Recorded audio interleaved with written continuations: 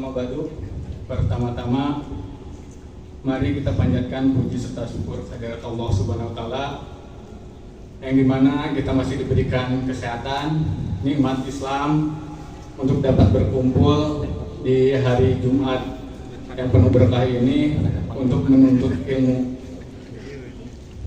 Salawat serta salam tidak lupa kita curahkan kepada Nabi besar kita, Nabi Muhammad SAW, beserta kepada keluarganya, para sahabat-sahabatnya, para tabi'in, hingga kepada kita umat akhir zaman. Alhamdulillah, kita berjumpa kembali di kajian yang Masya Allah sudah lama tidak berjumpa dengan Ustadz Saiful. Insya Allah untuk kegiatan kajian ini kita full tentang masalah pengertian hakikat dan pentingnya adab. Jadi kita akan melakukan beberapa kali pertemuan dengan rujukan kitab Sahih Al-Adab Al-Islamiyah karya Syekh Wahid Abdul Salam Bali dan kitab Khulasah Tajimil Ilmi karya Syekh Shalih Al-Utsaimin. Untuk mengefektifkan waktu karena Ustadz sudah bersama kita, kita langsung saja. Ustadz, tafadhol, enggak?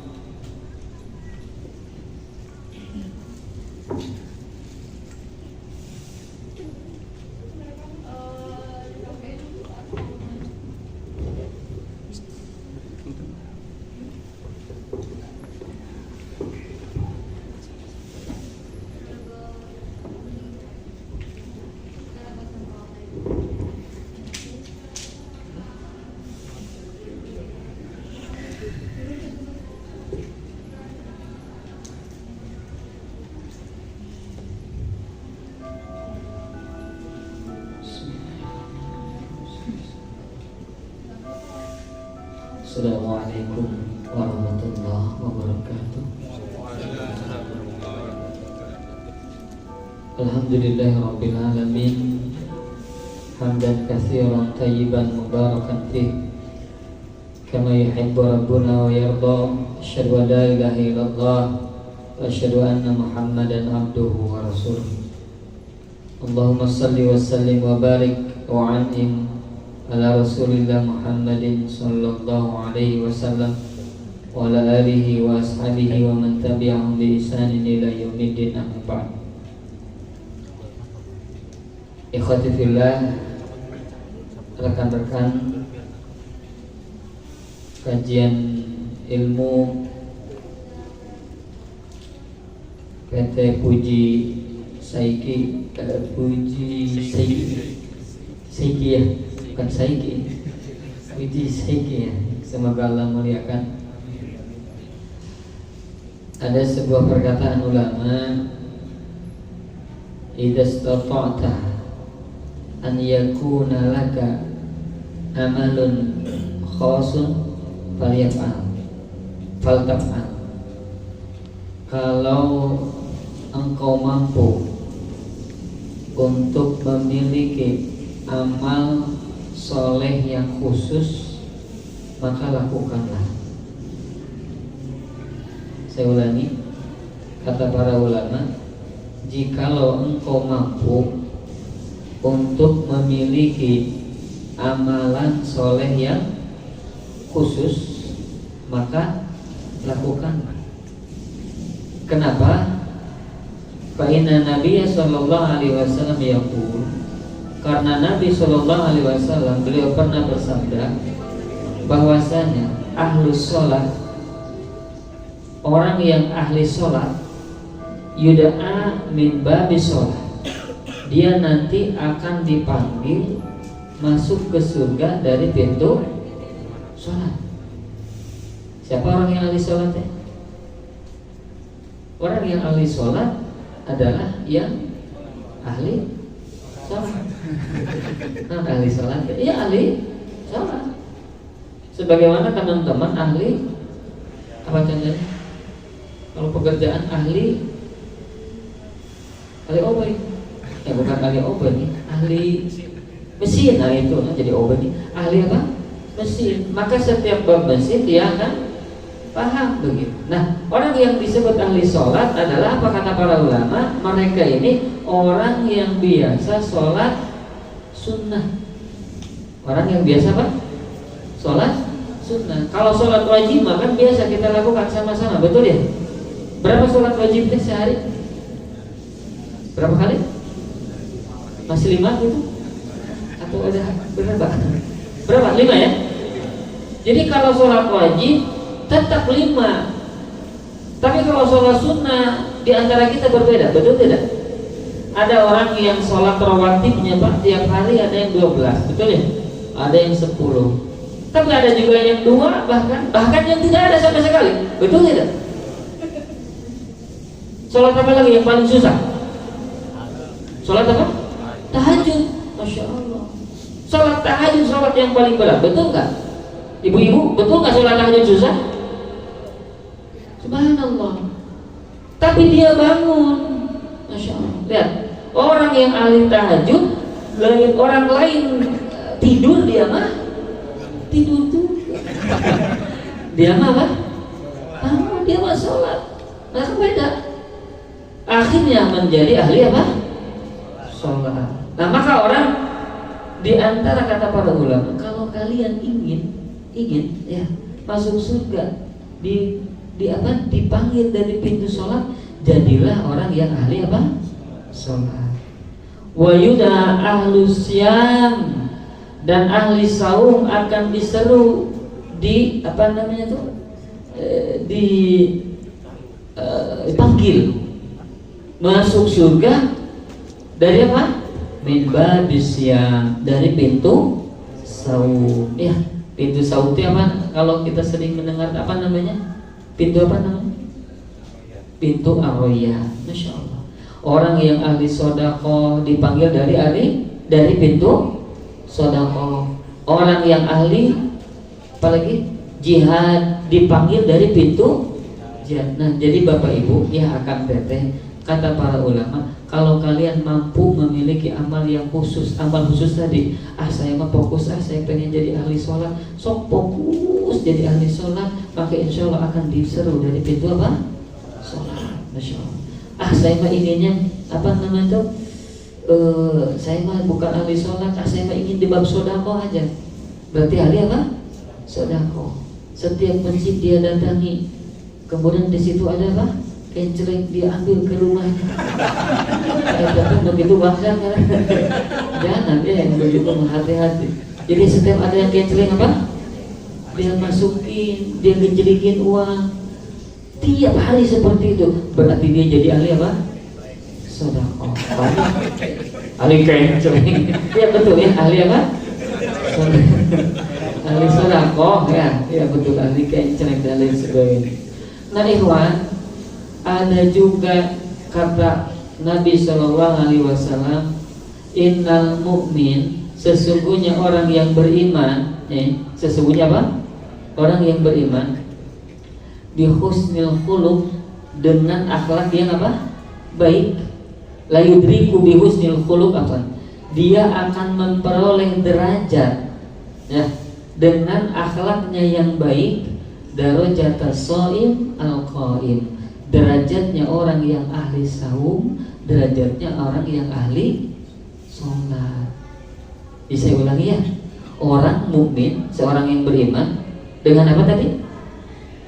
Dengan akhlaknya yang baik, dengan adabnya yang bagus, maka kelak nanti di akhirat dia akan memperoleh derajat seperti yang diperoleh ahli sholat dan ahli saum.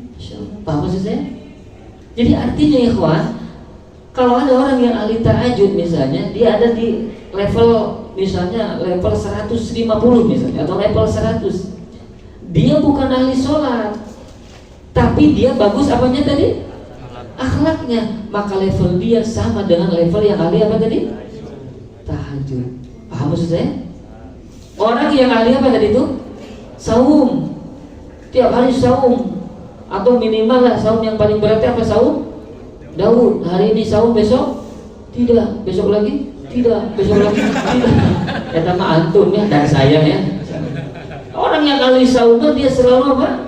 Saum, masya Allah. Nah, ketika dia levelnya 100 karena ahli saum, karena saumnya ada di level 100, dan ada orang yang dia tidak memiliki saum sedikit pun ya, hanya saum wajib, tapi dia memiliki akhlak yang mulia, memiliki adab yang bagus, maka dengan adabnya yang mulia ini, akhlak yang mulia ini, levelnya naik seperti orang yang ahli apa? Saum. Pak, maksud saya? Maka kata para ulama, sok fokus kalau ingin jadi ahli sholat, sok ahli sholat. Kalau ingin jadi ahli saum, sok ahli saum. Kalau jadi ahli sodako, silahkan antum sodako, begitu. Kalau kalian tidak mampu melakukan apa-apa, minimal jadi ahli apa? Ahli apa tadi itu? Ahli apa? Ahli akhlak yang mulia, adab yang apa? Mulia. Nah, maka insya Allah di pertemuan ini ya, dan mudah-mudahan ke depan sedikit kita akan membahas tentang karena ikhwan begini apa nih? Ini yang kita lakukan nih, apa ini kan namanya deh? Kajian nih, berapa jam ini? 5 jam setengah. Berapa jam? Ada 1 jam? Kurang lebih 1 jam ikhwan ya. Kemudian dengan pekerjaan kita kerja tiap hari berapa jam? 12. Allah musta'an, Allah ampuni mereka ya. 12 jam kerja, subhanallah. Tiap hari 12 jam, 12 gitu, betul itu?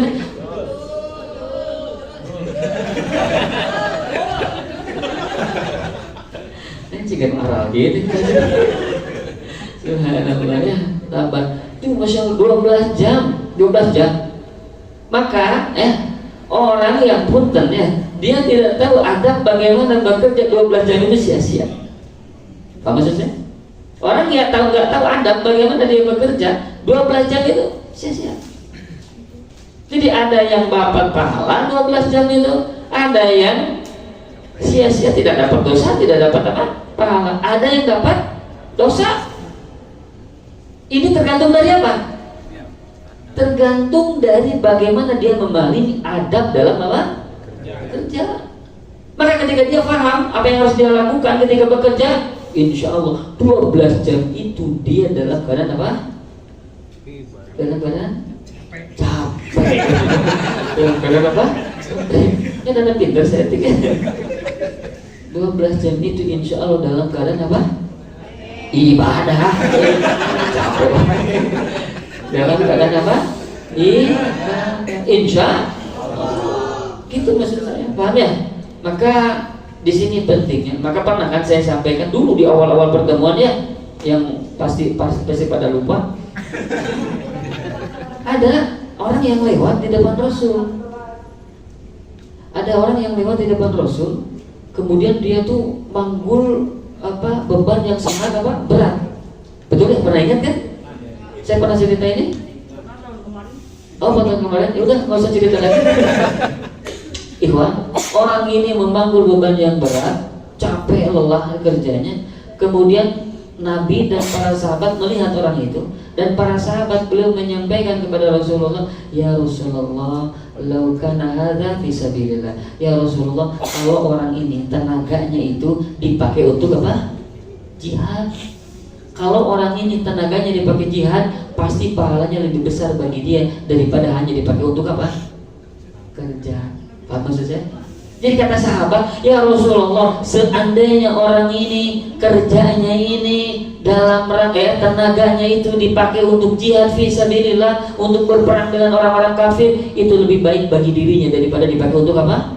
Kerja. Lebar dipakai gawe, lain dipakai apa? Jihad. Kata siapa itu?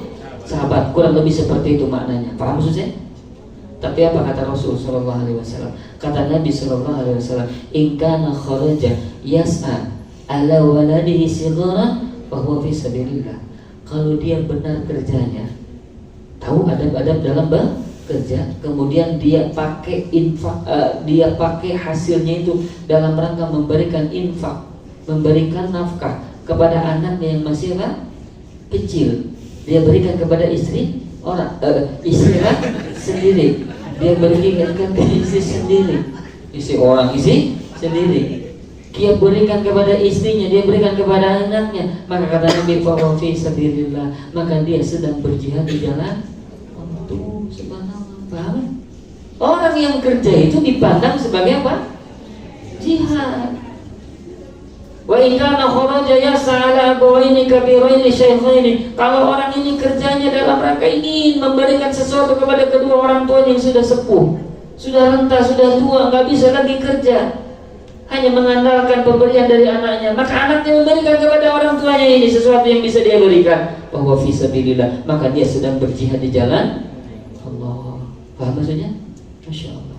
Wa in kana yas'ala nafsihi yu'iffuha. Dan kalau dia kerjanya itu dalam rangka untuk diri sendirinya, agar dia tidak apa ini? Dia mulia di hadapan orang lain, tidaklah meminta-minta kepada orang lain, tidak pinjam sana pinjam sini. Karena ada orang yang banyak kerjaannya cuma apa?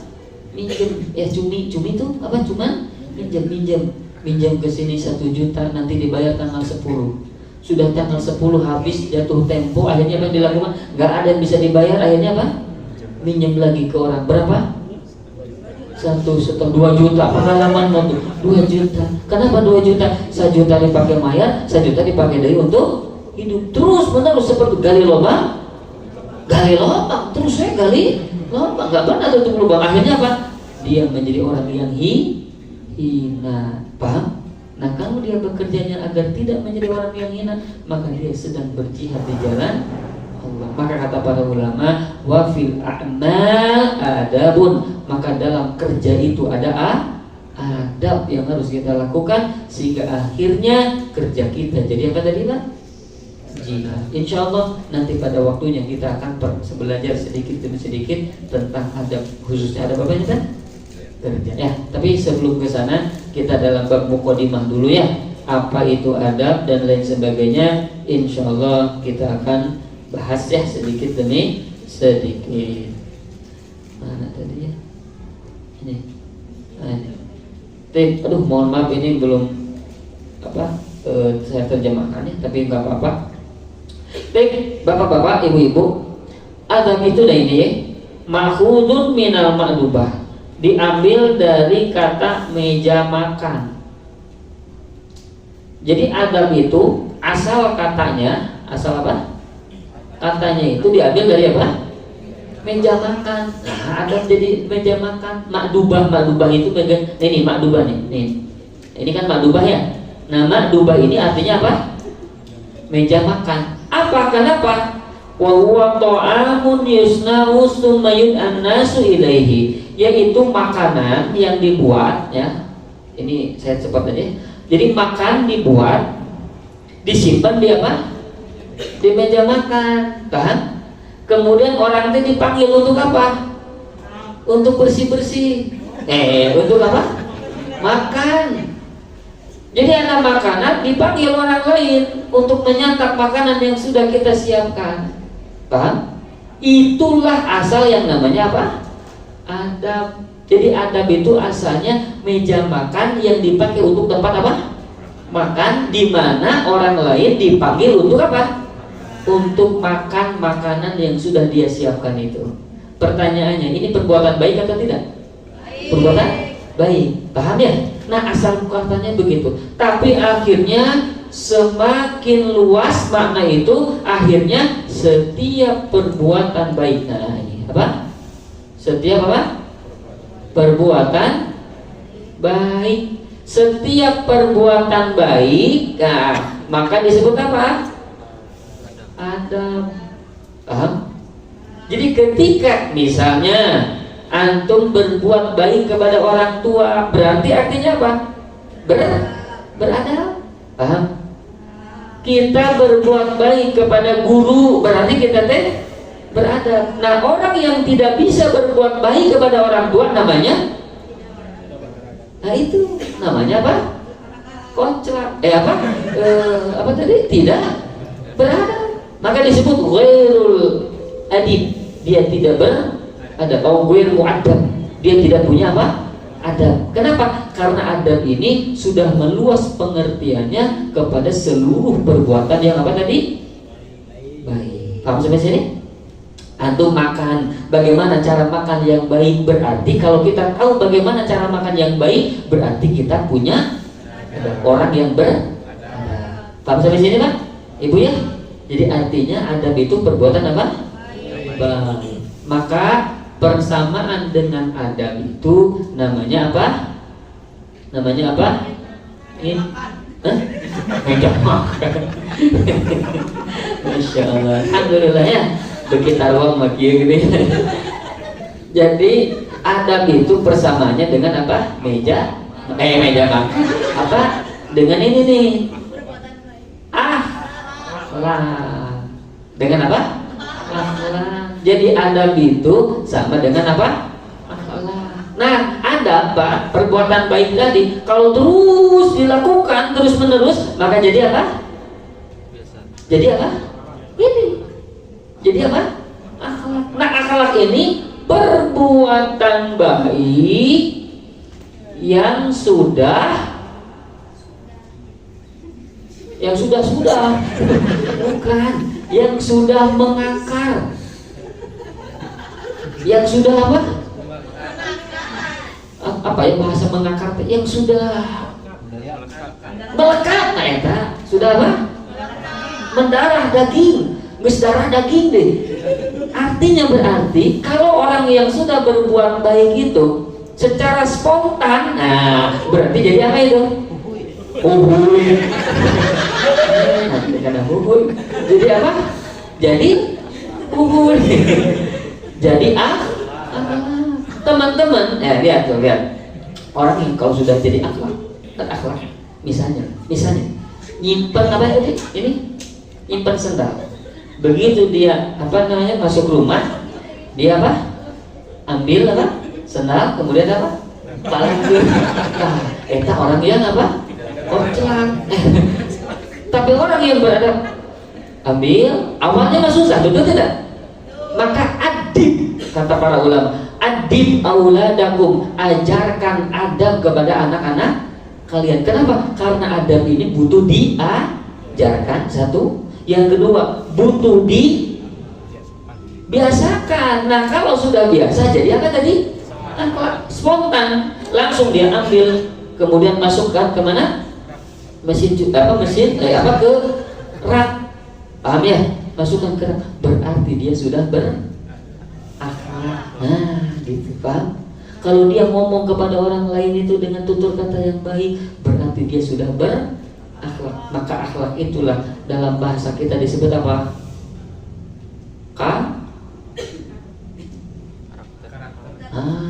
Eta.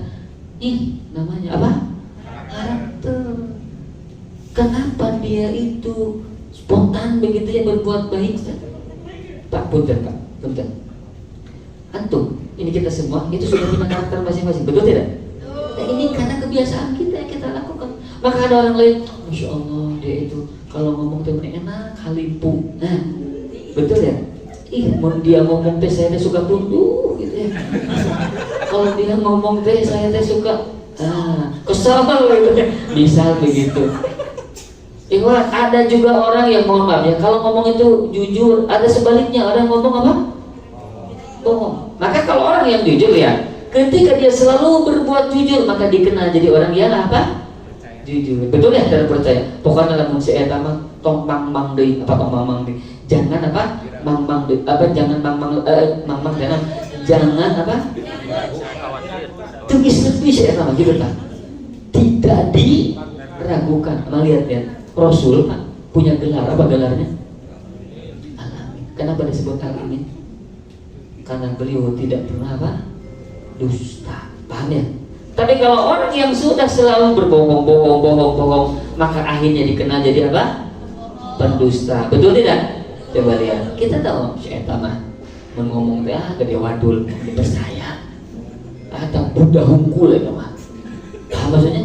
Kenapa begitu? Ya, itulah adab kita, itulah akhlak kita yang akhirnya menjadi apa tadi? Karakter, dan itu kita dikenal dengan karakter kita. Afan ya? Kita itu dikenal dengan karakter kita. Ada orang yang memang dikenal karena kebaikannya, kerajinannya, kedisiplinannya, dan kita pasti punten ya. Kita dikenal dengan karakter kita, betul tidak?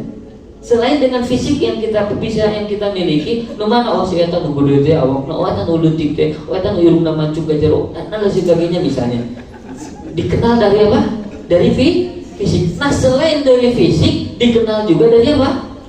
Karakter. Nah, karakter ini sekali lagi itu akan terbentuk ya karena apa? Akhlak. Paham maksudnya? Nah, maka akhlak itu mah ada dua, Pak. Ada akhlak baik, ada akhlak buruk. Kan karakter tadi ya? Ada yang baik, ada yang buruk. Tapi kalau adab, nggak ada adab yang buruk. Paham? Tidak ada yang namanya adab buruk. Adab itu akhlak yang baik. Akhlak yang buruk tidak masuk ke dalam adab yang buruk. Nggak ada adab yang buruk. Yang ada itu akhlak yang buruk. Kenapa akhlak yang buruk? Karena kebiasaan yang dilakukan dia terus menerus keburukan, maka akhirnya menjadi karakter yang buruk. Bisa dipahami? Jadi ada persamaan, ada perbedaan antara adab dengan apa, Pak? Akhlak. Persamaannya apa tadi? Sama-sama. Naonnya saya tadi ngomong. Sama-sama apa? Sama-sama perbuatan baik ya. Satu, akhlak ada yang perbuatan apa? Baik, cuman perbedaannya ada akhlak yang apa?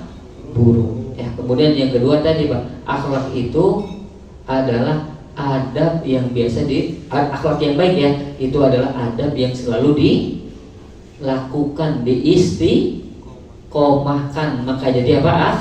Akhlak. Ya, demikian ini sedikit pengertian tentang apa?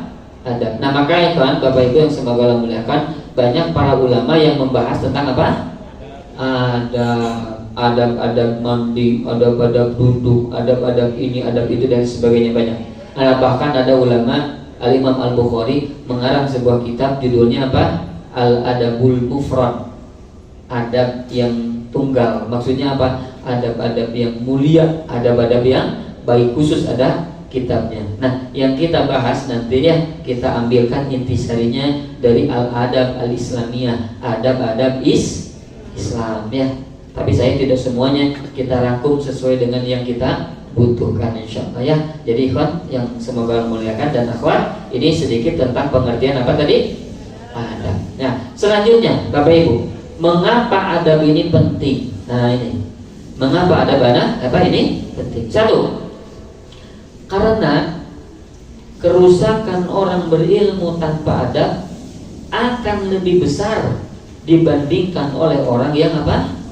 Bodoh. Bisa dipahami maksud saya? Orang yang berilmu tapi tanpa apa? Adab, itu kerusakannya lebih besar daripada orang yang bodoh. Betul tidak? Punten ikhwan yang semoga Allah muliakan. Orang yang bodoh dia maling, mencuri. Pertanyaannya, yang biasa bisa dia lakukan mencurinya hanya sekelas apa? Curi apa? Pengalaman ditarik. Nyuri ayam, nyuri kambing, nyuri sapi, gitu ya. Tapi kalau orang yang berilmu naik gitu ya, maka akhirnya dia bisa bagaimana caranya membobol ATM. Betul? Betul. Membobol apalagi misalnya mobil. Kenapa? Karena dengan ilmu. Paham maksudnya? Jadi lebih apa? Lebih tinggi. Bahkan ikhwan akhwat yang semoga Allah muliakan, dengan ilmunya akhirnya dia bisa korupsi yang harganya miliaran, ratusan miliar, bahkan triliun. Betul tidak? Ada nggak yang begitu? Subhanallah. Kenapa begitu? Karena dia malingnya dengan apa? Ilmu. Malingnya dengan kemampuan ilmunya dia, tapi tidak disertai apa? Orang yang tidak beradab, kerusakannya akan lebih besar daripada orang yang apa tadi? Bodoh terhadap ilmu. Paham ya? Maka ikhwan fillah, akhwat yang semoga Allah muliakan, maaf. Kata Muhammad bin Al-Fadl, Zahabul Islam li arba'ah. Lenyapnya Islam, rusaknya Islam karena 4 golongan manusia. Salah satunya adalah dengan orang siapa? Dengan siapa? Alladzina ya'lamuna, orang yang berilmu, ma la ya'lamun, tapi tidak beramal. Paham maksudnya? Artinya dia tahu ilmunya tapi tidak diamalkan. Dia tahu ilmunya tapi dia melakukan sesuatu yang bertolak belakang dengan keilmuannya. Misalnya mohon maaf, ada ustaz yang maling, ustaz yang berbuat apa? Zina, na'udzubillah, berbuat buruk. Ada orang yang guru tapi merkosa apa? Murid dan lain sebagainya, subhanallah. Maka yang demikian kerusakannya lebih apa? Besar. Itu satu. Dan yang kedua, orang yang seperti itu nanti bisa diikuti orang-orang lain. Paham maksud saya? Orang ya, mohon maaf ya, ketika misalnya seorang yang berilmu, misalnya ustadz main judi apa? Online. Dia main judi, main game gitu, gitu ya. Kemudian lain, nah mana ikut kikian main judi. Misalkan ada orang lain yang ngikuti dia main judi. Kenapa? Ada itu gitu ustaz diosok main, gitu kan? Betul tidak? Akhirnya dia melemparkan itu kepada, kenapa? Karena orang yang berilmu itu biasanya diikuti, ya. Al-alim yuttaba, orang yang berilmu itu akan diikuti. Fa idza kana bi ilmihi dhalun famudillun. Orang yang berilmu itu akan diikuti, maka ketika dengan ilmu itu dia sesat, maka dia akan menyesatkan orang lain. Paham maksudnya? Ketika dengan ilmunya dia lakukan keburukan, maka keburukan itu akan mengakibatkan keburukan bagi siapa? Orang lain. Maka pentingnya adab itu Pak, disertai apa? Ilmu. Maka mana dulu kata para ulama, ilmu dulu atau adab dulu? Hidup dulu apa dulu? Adab dulu, ilmu dulu? Kata para ulama adab dulu sebelum apa? Ilmu. Apa maksudnya ya? Kan adab itu ilmu bukan? Saya tanya, adab itu ilmu bukan? Ilmu bagaimana cara bicara dengan benar gitu ya kepada orang itu, kan itu ilmu, betul? Apa maksudnya kata para ulama al-adab qoblal ilmi, adab dulu sebelum ilmu? Apa maksudnya? Pelajari ilmu yang berkaitan dulu dengan apa? Adab. Sebelum kau belajar ilmu yang kaitannya dengan wawasan, yang kaitannya dengan apa? Pemikiran, yang kaitannya dengan hafalan. Sebelum itu belajar dulu apa? Adab. Sebelum kau belajar bagaimana cara baca Quran, belajar dulu adab bagaimana kau berinteraksi dengan Quran. Paham maksudnya? Sebelum engkau belajar hadis, bagaimana engkau belajar adab tentang apa? Hadis. Paham maksud saya? Maka kata para ulama, beradab dulu sebelum apa? Berilmu. Maksudnya apa? Dari masa kecil tanamkan dulu adab yang baik, baru akan meningkat menjadi ilmu. Nah, ilmu ini akan menjadi benar kalau disertai dengan apa tadi Pak? Adab yang baik ya. Jadi satu ya, kenapa adab ini penting? Karena rusaknya orang yang berilmu ya tanpa disertai adab akan lebih besar kerusakannya daripada orang yang apa? Bodoh ya, demikian. Kemudian yang kedua, kenapa pentingnya adab? Ini apa namanya itu? Diberi gelar gitu ya. Diberi gelar Ibadur Rahman. Apa Ibadur Rahman teh? Hamba hamba Allah yang Maha Pengasih Penyayang. Masya Allah. Jadi ikhwan fillah yang semoga Allah muliakan, kan nama Allah itu banyak ya. Nah, salah satu nama Allah itu Ar-Rahman, ya kan? Ar-Rahman, Ar-Rahim. Nah, orang yang memiliki adab yang baik, maka dia disandingkan dengan nama Allah yang Ar-Rahman. Disebut Ibadur Rahman, hamba-hamba Allah yang Maha Pengasih.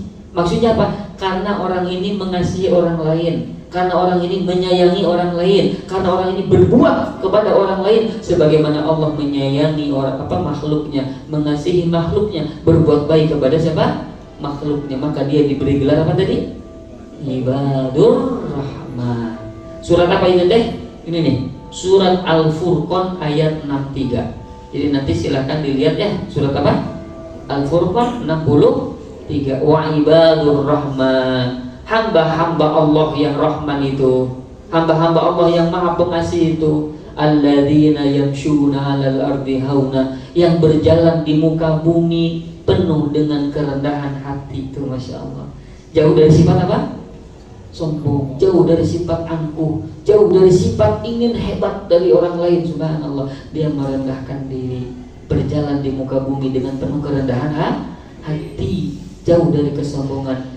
Masya Allah, itu berarti orang yang berakhlak yang mulia, betul tidak? Maka dialah orang yang beradab. Ibadur Rahman alladzina yamshuna 'alal ardi hauna wa idza khatabahumul jahiluna qalu salama. Dan ketika orang-orang yang jahil, orang-orang yang bodoh, orang-orang yang durhaka mengucapkan kata-kata yang buruk kepada mereka, menyapa mereka, mereka mengucapkan kata-kata yang baik, yang mulia. Misalnya Pak, punten misalnya Pak, ada orang yang apa dia? Orang yang jahil, orang yang bodoh ke kita ngomong gitu. Hei, pergi misalnya begitu ya. Paham maksudnya? Kadang orang punten Pak ya. Orang itu kadang kalau dia tidak berilmu, maka dia akan menyebutkan orang itu dengan sesuatu yang apa? Yang buruk. Betul ya? Kadang kita dipanggil dengan sesuatu yang buruk. Misalnya, afwan deh, saya kan jagung besar ya, makanya saya dipanggil apa? Beke. Apa maksudnya? Dulu saya dipanggil apa? Beke tanya? Kecil gitu nya, pedek gitu ya Pak. Pendek, beke. Kurang tinggi. Ikhwan yang semoga Allah mulia. Nah kadang ya orang-orang yang jahil itu manggil kita dengan panggilan-panggilan yang tidak kita senangi. Paham maksudnya? Memanggil kita dengan panggilan-panggilan yang buruk dan lain sebagainya. Nah, maka bagi kita yang berakhlak, kita tetap berbuat baik kepada dia. Paham? Masya Allah. Ya kan, mohon itu. Jadi apa misalkan kita pokoknya nong hidup, jangan gitu. Jangan ada kayak sama. Jangan memanggil orang dengan apa ya, dengan fisiknya, jangan. Nauzubillah, itu sebuah keburukan ya. Ini adab dalam bergaul, nanti ada itu. Adab dalam apa? Bergaul. Tidak boleh memanggil orang dengan panggilan fisiknya yang buruk. Misalnya tadi beke gitu ya, apa hidup poge, nonde misalnya, si delu, nah gitu ada yang begitu Pak. Subhanallah. Ini apa tuh ada di kampung saya itu disebutnya jadi si delu apa delu teh? Delu. Subhanallah.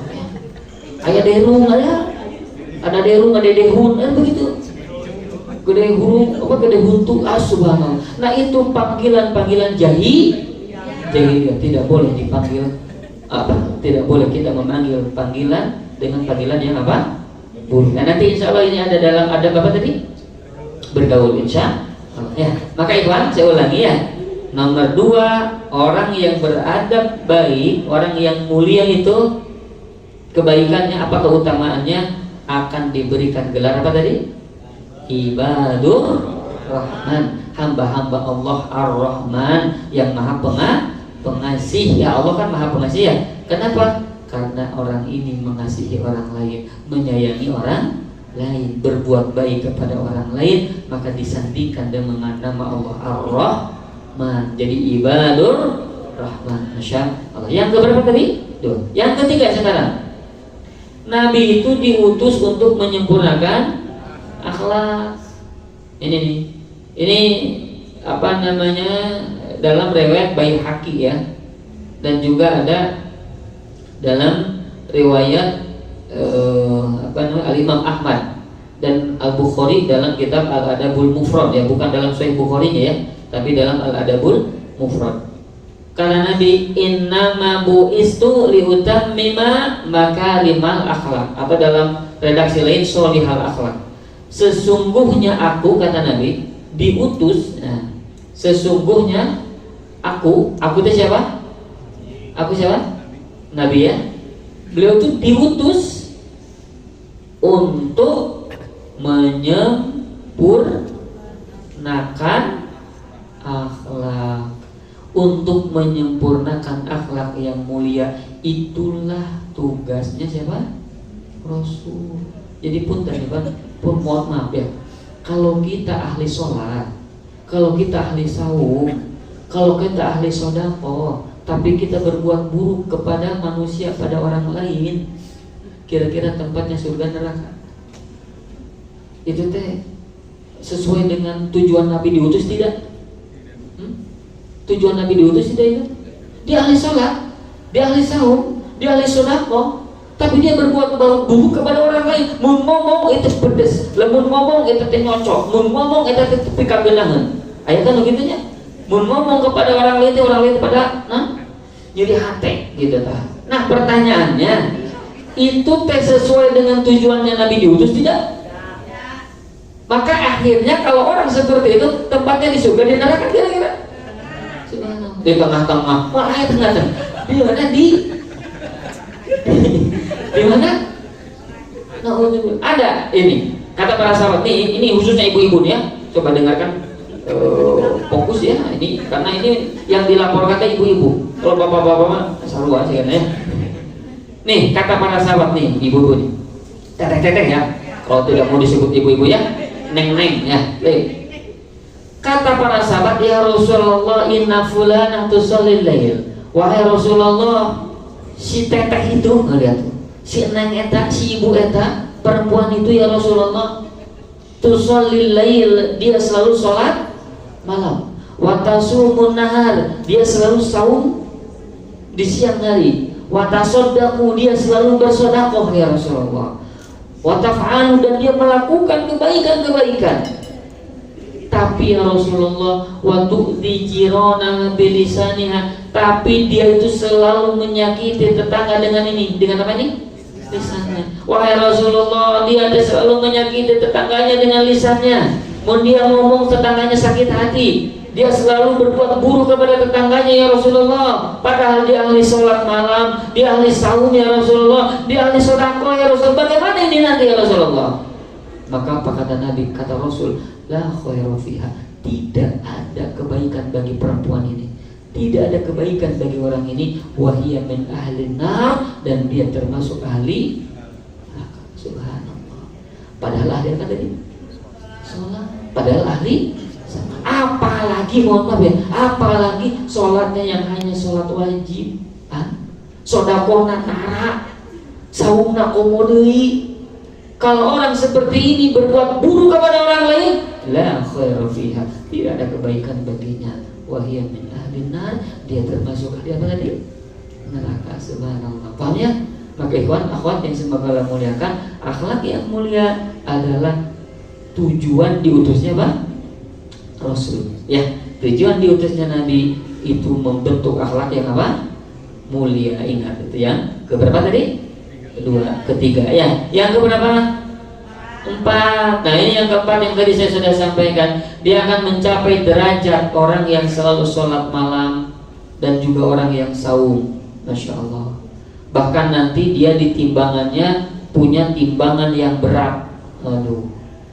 Timbangan yang apa?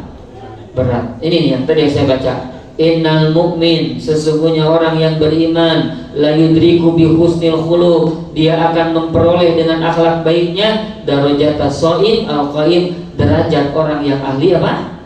Salat dan ahli apa? Ahli saum dan ahli salat. Nah ini riwayat Imam Abu Daud dan Imam Ahmad disahihkan oleh Syekh Albani. Jadi intinya Bapak Ibu ikhwan akhwat akang teteh yang semoga Allah muliakan, dengan akhlak yang baik maka derajatnya akan apa? Akan naik. Paham ya? Walaupun dia sholatnya ya hanya sholat wajib begitu, sholat sunnahnya sedikit, tapi akhlaknya mulia, akhlaknya terkenal menjadi akhlak yang hebat. Orang itu mah Masya Allah, ketika misalnya pun dan ya orang yang soleh Pak, orang yang baik akhlaknya, ketika tidak ada pasti bakal dia apa? Dia apa? Dirindukan. Ini nih tandanya seseorang memiliki akhlak baik. Kalau dia tidak ada pasti akan dia apa? Dirindu. Kemana si etanya menininu? Mun aya si eta aduh ya Allah, duit saya teh beak wae. Mun aya si eta duit saya teh wutuh, wutuh teh awet utuh ditraktir wae ke eta Masya Allah. Aya nu gitu? Aya alhamdulillah. Maka ikhwan sekali lagi ya, bagaimana kita tahu akhlak kita baik atau buruk? Tanya kepada siapa? Orang lain. Kalau orang lain misalnya menganggap bahwa kita baik, insya Allah kita termasuk orang yang apa? Baik ya. Dan paling hebat itu ketika tidak ada di apa tadi? Dirindukan. Tapi kalau orang yang berakhlak baik ketika tidak ada di atohana, pika atohun, disyukuri. Kamana si eta? Gering, alhamdulillah. Sudah nabi kamawat. Subhanallah ya Rabbi. Aya nu kitu mah. Aduh. Nah, ngomong teh pedas, ngomong teh nyarekan we, ngomong teh nyalahkeun we. Kan aya kitu nya. Mun kali ngomong nyalahkeun. Bisa kali ngomong ngambek gitu. Begitu gering. Subhanallah. Hati-hati berarti kita naudzubillah. Bahkan disyukuri sudah. Dulu Pak punten Pak. Saya juga pernah ya dulu teh di apa namanya di bagian trainingnya dulu ya tadi kemudian ada karyawannya subhanallah ownernya kan ownernya galaknya dulu teh ya. Owner tuh ya Allah mau itu ngomong pedas nyeri hati gitu. Bahkan kalau ada dia Pak, kalau nggak ada orang gitu ya, kalau nggak ada dia gitu, si karyawannya Pak tenang anteng gitu, kerjanya bagus. Tapi begitu ada dia jadi nggak ada rek Pak, jadi tegang karena siot ya akhirnya apa? Begitu dia nanggui karena di rumah makan Pak, begitu dia nanggui makanan nanggui mengangkat makanan, kemudian dia lihat itu ada owner langsung ngededek, akhirnya apa? Aku berapa jatuh. Kita langsung diambekkan anak wak subhanallah diambekkan subhanallah. Kemudian saya ngobrol dengannya kenapa? Duh cenah bapak abdi teh ngadek tadi teh ningali si bapak cenah alias jadi akhirnya naon teh soak subhanallah. Apa maksudnya? Jadi ikhwan akhwat yang semoga Allah muliakan. Nah, ketika dia tidak ada, mohon maaf ya. Ketika orang ini tidak ada, disyukuri. Dia pergi jalan-jalan ke luar negeri. Dulu tuh zaman Sukhoi, tahu Sukhoi? Pesawatnya gini kan? Apa namanya itu? Sukhoi ya, yang tabrakan di mana dulu teh? Gunung Salak.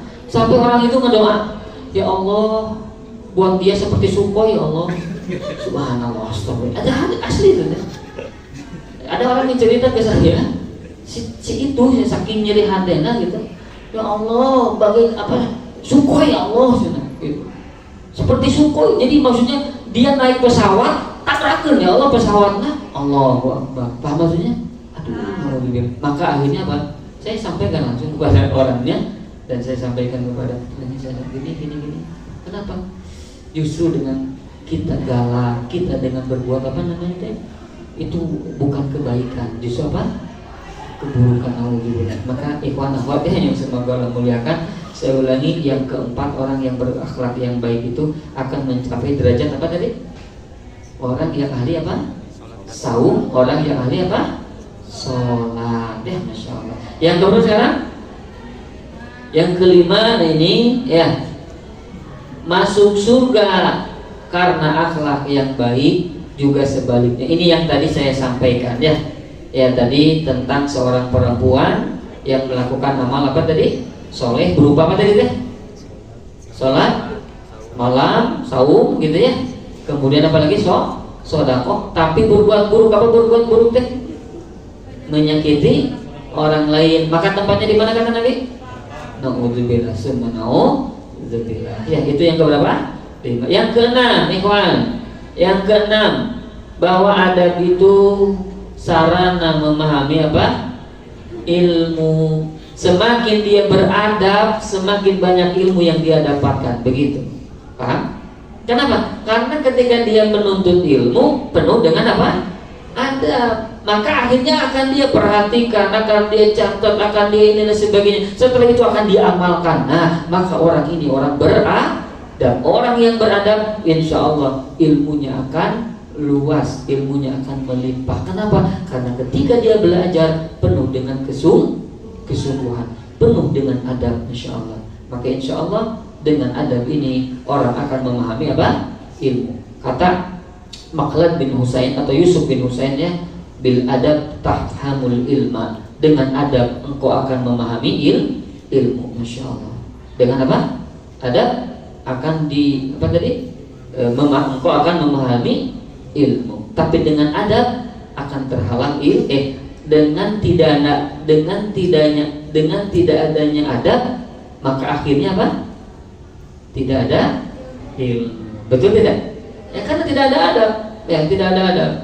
Maksudnya apa? Tolabul ilminya dengan tidak beradab, ya, dengan main-main, dengan ngobrol, dengan tidur dan lain sebagainya tanpa adab, maka akhirnya ilmu dia tidak apa? Dapatkan. Kalau sudah dia tidak dapatkan ilmu, maka dia tidak mampu mengamalkan ilmu. Betul tidak? Maka dengan adab engkau akan memahami apa? Ilmu. Bahkan ikhwan, tentunya Imam Malik kan imam mazhab itu ada berapa? Imam mazhab ada berapa? 4. Satu Imam Abu Hanifah, kemudian Imam Malik, Imam siapa lagi? Imam Syafi'i, Imam Ahmad bin Hambal. Ini 4 imam yang terkenal. Nah, salah satunya Imam Malik. Imam Malik ketika beliau masih apa? Anak-anak, oleh ibunya suruh belajar kepada Imam Robi'ah namanya. Robi'ah Ar-Rai namanya, ya. Maka kata ibunya, "Ya bunayya, wahai anakku, ta'allam minhul adab qabla an tata'allam minhul ilma." Pelajari darimu adabnya sebelum engkau belajar darinya ilmunya. Paham maksudnya? Hei anakku, kepada siapa tadi teh? Kepada Imam Malik. Hei Malik, hei anakku, kata ibunya, belajar dari gurumu itu adab dulu sebelum belajar apa? Ilmunya. Masya Allah. Ini pentingnya. Kenapa? Karena dengan mempelajari adab maka engkau akan memahami apa? Ilmu itu maknanya. Paham ya? Jadi kawan, ini yang keberapa? Ke-6. Yang ke-7 terakhir nih ya. Yang ke-7 adab itu lebih penting dari ilmu. Maksudnya apa? Lebih penting dari ilmu. Sebetulnya adab juga ilmu ya, ilmu. Tapi maksudnya adab yang ilmu yang kaitannya dengan adab lebih mulia, lebih baik daripada ilmu yang kaitannya dengan apa? Dengan apa ya? Kan ada pedagogik begitu ya? Ada apa namanya itu? Jadi ada psikomotorik ya dari sisi apa ini teh? Ada juga yang dari sisi apa ini teh? Pemikiran, misalkan kejeniusan, kepintaran, wawasan hafalannya banyak dan lain sebagainya. Nah, adab itu lebih penting dari hanya hafalan. Apa maksudnya? Adab itu lebih penting daripada kejeniusan. Kenapa? Karena orang yang jenius atau orang yang banyak hafalannya tanpa adab, maka tadi akan rusak. Apa maksudnya? Subhanallah. Ikhwan punten ya. Punten ya. Ini banyak di pesantren-pesantren ya.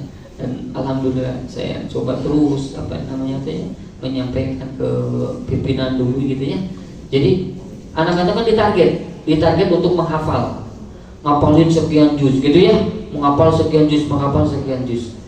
Tapi cara berinteraksi beradab dengan Al-Qur'annya tidak dikontrol, tidak diawasi, tidak tidak dipraktekkan. Akhirnya apa? Mohon maaf ya. Akhirnya dia mempelajari dan menghafalkan Quran itu akhirnya jadi beban. Betul tidak? Jadi beban, jadi stres gitu. Orang teh ngapalin, santri teh ngapalin Quran teh jadi apa? Stres. Kenapa? Karena tadi dia tidak memahami bagaimana pentingnya Quran. Yang dia pikirkan teh dia harus lulus, dia harus punya nilai segini biar dia tidak naik. Akhirnya apa? Tertekan, banyak yang stres, banyak orang akhirnya santri yang apa? Orang yang keluar dari pesantren. Subhanallah. Ini jadi masalah akhirnya.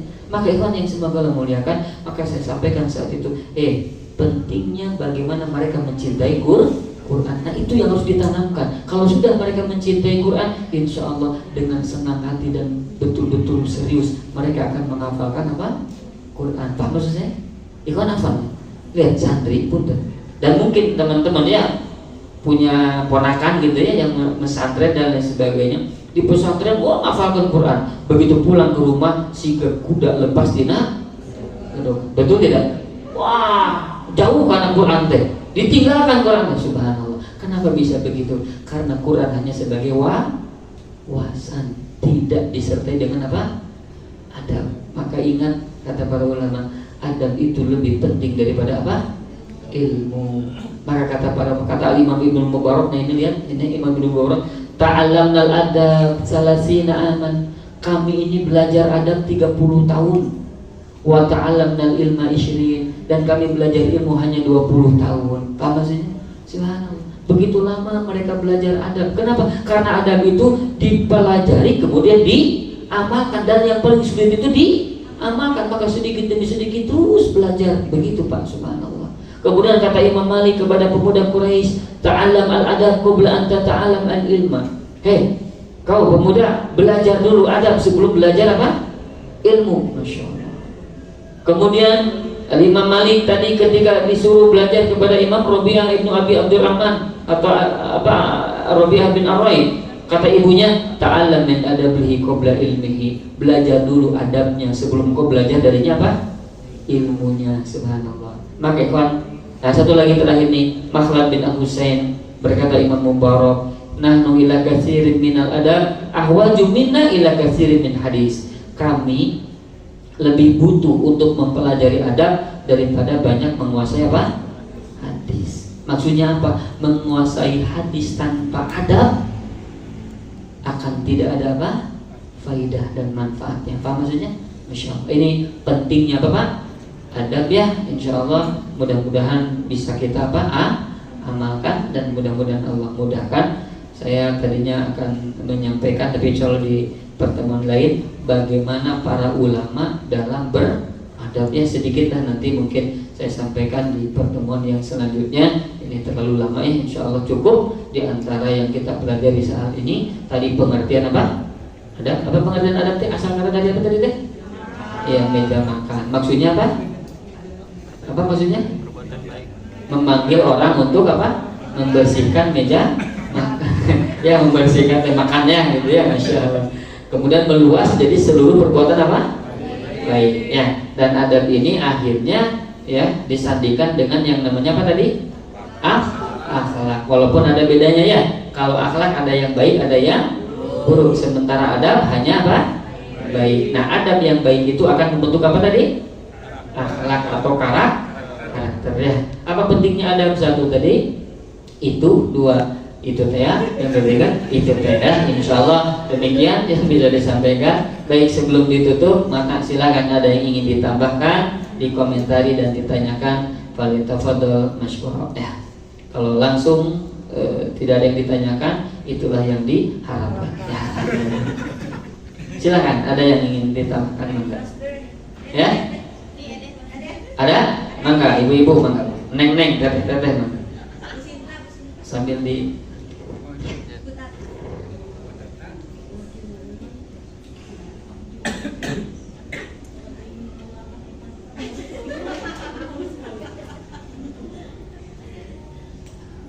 ada? Ada? Tidak ada? Maka tidak ada? Alhamdulillah ya. Ini yang memang kita harapkan, karena makanan sudah habis ya. Kecuali yang bagian saya ya. Ikhwan ya akhwat yang semoga Allah muliakan, mudah-mudahan bisa dipahami ya. Insya Allah mudah kita belajar mah ya. Yang paling sulit mah apa?